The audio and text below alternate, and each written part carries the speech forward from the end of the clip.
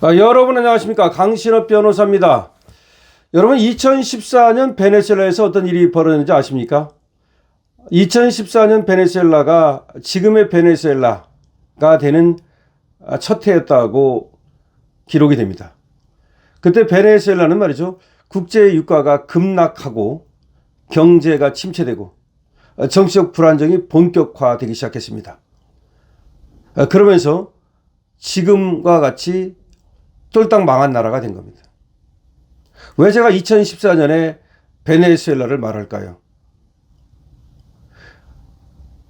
이 2014년의 베네수엘라가 2026년 한국으로 그대로 평행이론, 데칼코마니가 될 수 있다는 지금 신호가 나오고 있습니다.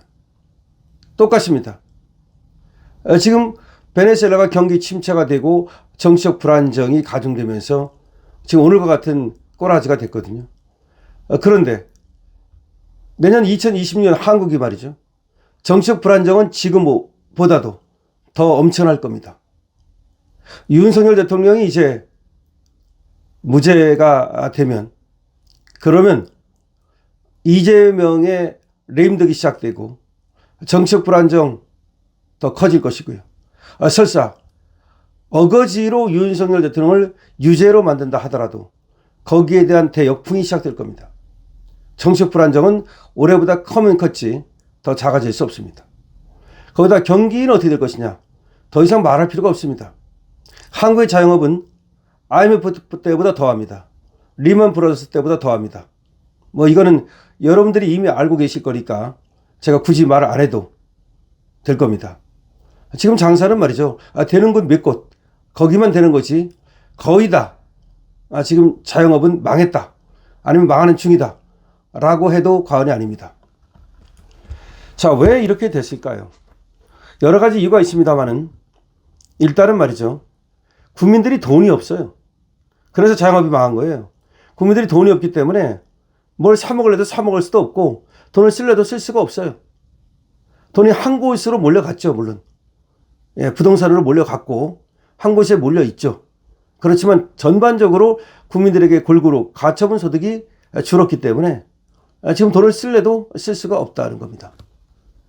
지금 우리나라가 이렇게 사실상 경기 침체를 겪는 여러 가지가 이유가 있는데 일단 금리를 사실은 말이죠. 우리가 오히려 내렸지 않습니까? 미국은 금리를 올릴 때 우리는 내려가지고 미국과 우리의 금리 차가 이렇게 벌어진 거예요.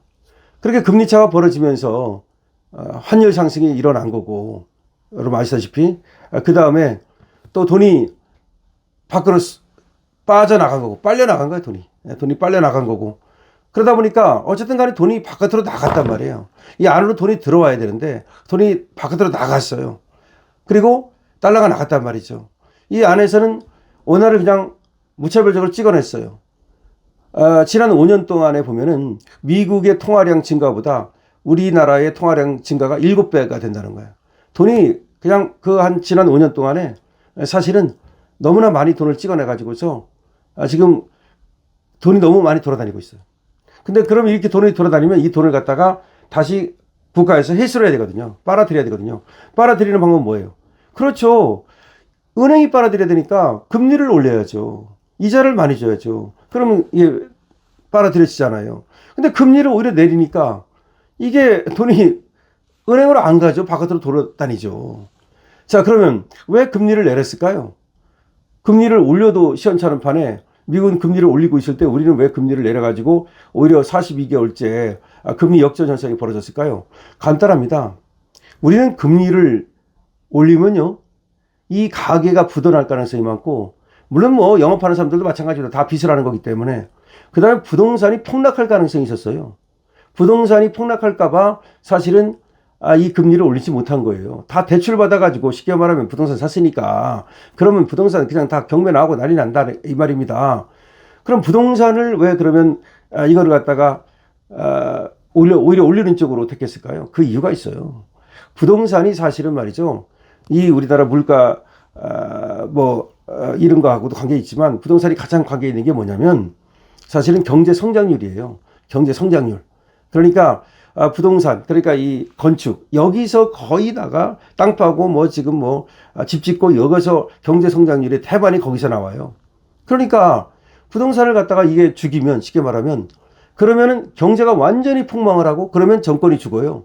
그래서 부동산을 계속해서 갖고 장난치는 거예요. 문재인 때 부동산이 왜 올라가는지 아십니까?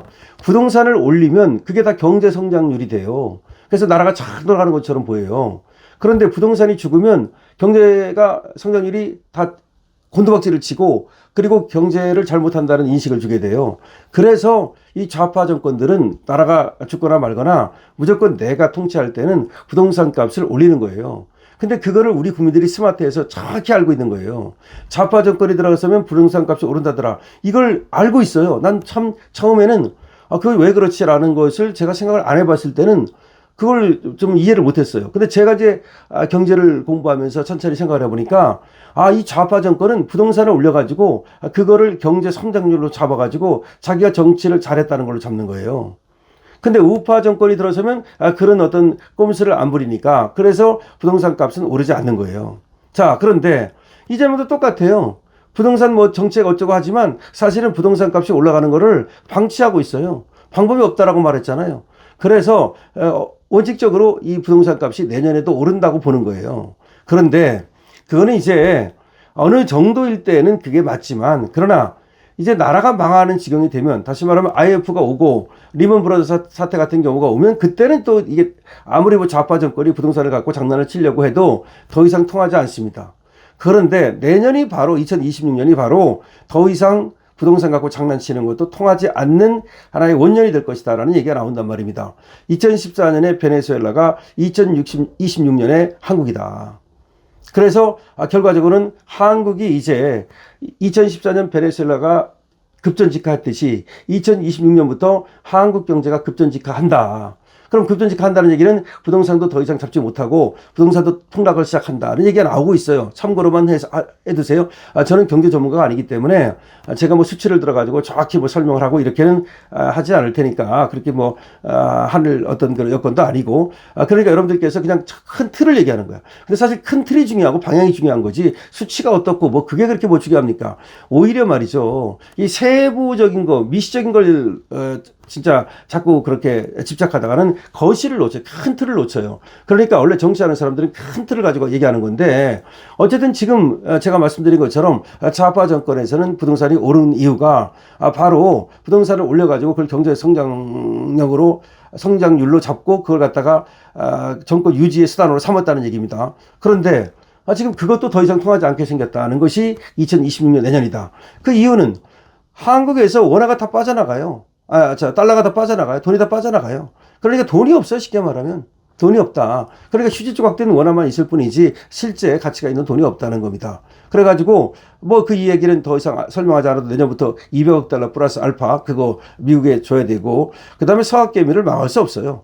그리고 우리가 금리를 올려가지고 미국보다 금리를 더 높여야 되는데 그러지 않는 한 사실은 돈은 계속 빠져나갈 거예요. 그러면 뭐 극약 처방으로 이제 금리를 올릴 수도 있겠죠. 금리 올리면 부동산값 폭락한다니까요. 근데 어차피 부동산 값은 금리 올려더라도 떨어지기도 하겠지만 금리를 안 올려도 사실은 더 이상 견디지 못하고 우리 경제가 추락하면서 부동산 값도 추락할 가능성이 있다는 경고가 나오고 있습니다.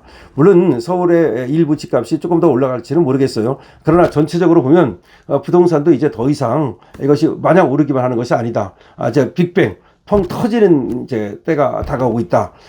그런 얘기입니다. 그래서 근데 우리가 이제 경기를 갖다 살릴 수 있는 방법이 있느냐, 자영업을 살릴 수 있는 방법이 있느냐, 없어요. 자영업을 살릴 수 있는 방법은 뭐 더 이상 없다고 보는 수밖에 없고, 그 숫자가 이제 줄어들겠죠. 숫자가 계속해서 줄어들어가지고 이제 우리가 불편해질 거예요. 다시 말하면 그 전에 식당이 널려가지고 아무데나 가면 되고 가까운 거리에 식당이 있고 그랬는데 이제는 한참 5분 동안 10분 동안 차 타고 나가야 되고 뭐 그렇게 될 거예요. 지금은 편의점 수도 줄고 있고 목욕탕 수도 줄고 있고 다 줄고 있어요. 그 얘기는 결과적으로 자영업이 안 되기 때문이에요. 되면 그걸 왜 안 하겠습니까? 결과적으로 이제 돈이 없는 시대가 되고 있고, 그래서 모든 것이 이제 하락하는, 경기도 침체되고 하락하고 부동산 값도 하락하고 원화 값도 하락하고 모든 것이 하락하는 시대가 될 것이다. 그렇게 되면서 상대적으로 가난해진다. 가난해지고 결과적으로 최악의 경우, 우리는 뭐 그렇게까지는 안 되겠지만 베네수엘라 전철을 받게 된다라는 얘기가 나오고 있는 겁니다. 여러분들께서 참고하시면 되겠습니다. 강신업TV입니다. 강신업TV에 대해서는 좋아요, 구독을 주시고, 그리고 여러분 제가 드리는 팁을 가지고 현명한 경제생활을 하시고 현명한 그리고 또 미래를 준비하시기 바랍니다. 강신업TV입니다.